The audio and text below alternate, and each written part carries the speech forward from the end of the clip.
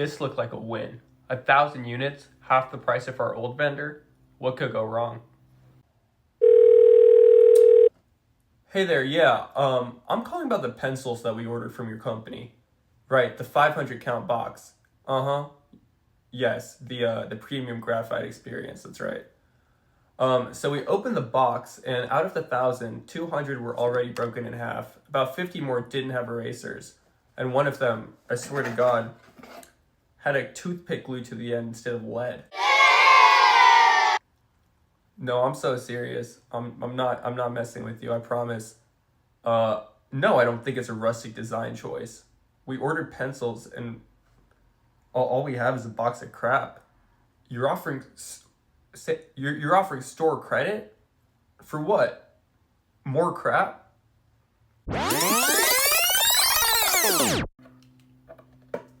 Everything. That's what. Out of 1,000 units, 320 were defective. We had to rework some, toss the rest, and calm down very angry customers who damaged our reputation. Although it's very important that we're cost conscious in sourcing, it's also important to remember that a lot of the times as price decreases, number of defects increase.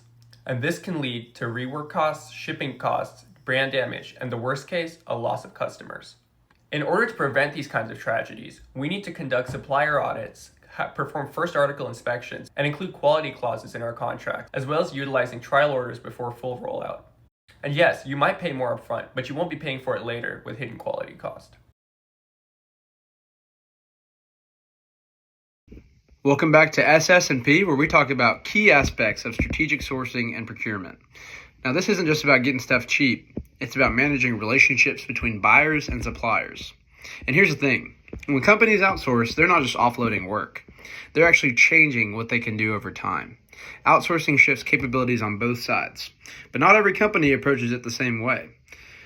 A firm that integrates suppliers into their administrative practices like Bose may approach outsourcing differently from a company like Boeing. But here's the real secret sauce: trust. Without trust, it's just transactions. With trust, it's collaboration. Companies like Infosys get this right. They build trust by having leaders who walk the walk. That means not just creating a culture that values respect, long-term value, but also doing the right thing and not chasing personal wealth. In global supply chains, this long-term mindset is everything. Just ask Mattel or IKEA. They bet on global supplier relationships for the long haul. And that's strategic. Let's not forget, social responsibility is the business of business now. Values have value. And so, when the knowledge that you build in these relationships, make sure it doesn't just float around your competitors for your competitors to steal.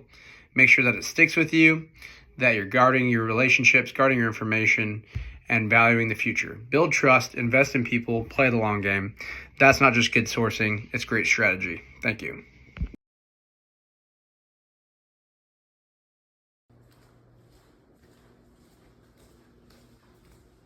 Yo, sir, is this place open? Welcome to the Sourcing Baker. What can I get you? I like the made-to-stock sandwiches you have available, but I really want a make-to-order sandwich. The mass customization way. Sure, we got plenty of options. Can I get some ham on that? Sure. What else? Can I also get some cheese on that too? Sure. What else? Can I get some beans on that as well? Sure. What else? Can you also drizzle some maple syrup on that? Sure.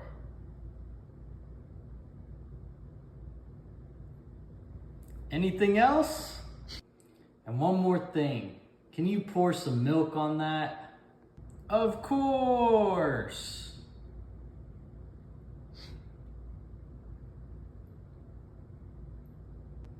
Here's your sandwich, the mass customization way. Thank you.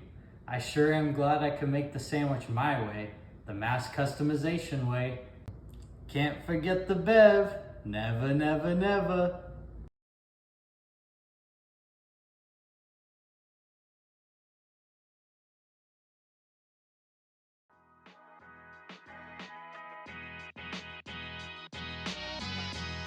Hi, my name is Cole Majan. Today, I'm going to be talking about reactive capacity in supply chain management.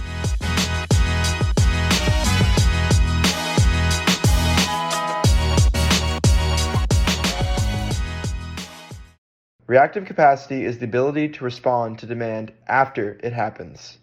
Instead of producing goods proactively, we hold back some capacity so we can make quick decisions once we have real insight into customer orders. For example, imagine you run a bakery. In your bakery, you have many types of treats available. You know chocolate chip cookies sell well, so you bake a bunch of them. But you're unsure how many people will want the new seasonal cranberry scones. You decide to save some oven space and ingredients for later in the day. That's reactive capacity. You're waiting to see the demand before committing. In the real world, we use reactive capacity for risky products, like fashion items, electronics, or anything to do with unpredictable demand. It helps avoid overproduction and costly inventory. But there's a catch. Reactive capacity is expensive. That's why we don't want 100% reactive capacity. It costs too much. But we also don't want 0% reactive capacity because forecasts are never perfect. So you're probably wondering, what's the best strategy? The answer? Use a mix. Start with planned capacity for predictable products and reserve reactive capacity for riskier items. But remember, the first units of reactive capacity are the most valuable.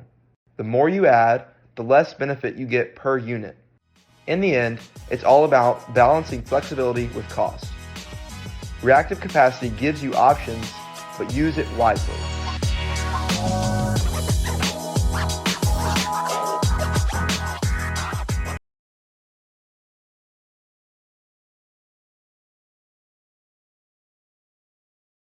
Hello, and welcome back to Kingpin, the docuseries where we interview important primary figures in the movement of drugs. Today, we are joined with Marcus in an undisclosed location. Yo, what's going on, man? How y'all doing? Well, thank you. Good. So, how long have you been doing this? Man, I've been trapping for about 5 years by now, man. Nice. Yeah. And how did you get started in this business? You know, at first we were just moving product. No strategy. That changed when I realized the real power. It's not bricks. It's in the supply chain. And what would you say is your biggest competitive edge? We source raw materials directly. No middleman. Even my supplier's supplier, I've got a line to him. Full control, that cuts costs, it boosts margin, baby. As you can see, the business is doing well. So, how do you handle the demand fluctuations? Man, I ain't gonna lie. Stable forecasts. 2-month outlooks. Suppliers love predictability. That's why they drop prices. It's not about scale, it's about information, man. And do you ever have any other problems with any drug dealers, competition? You know, they over there doing their own thing, fighting on turf, but I built salsa hubs. While they're shooting at each other, I'm locking in better terms on aluminum, resin, my other raw material products that I need. And what would you tell someone trying to get into this line of work? Man, first thing I'd say is don't even get in this business if you ain't a real hustler. But, man, if I had to give something, it'd be learn your bill of materials. I'm not talking drugs, I'm talking inputs, every component, gram, dollar. If you don't know your cost structure, you're already losing. And last question, what's the most important thing in this game?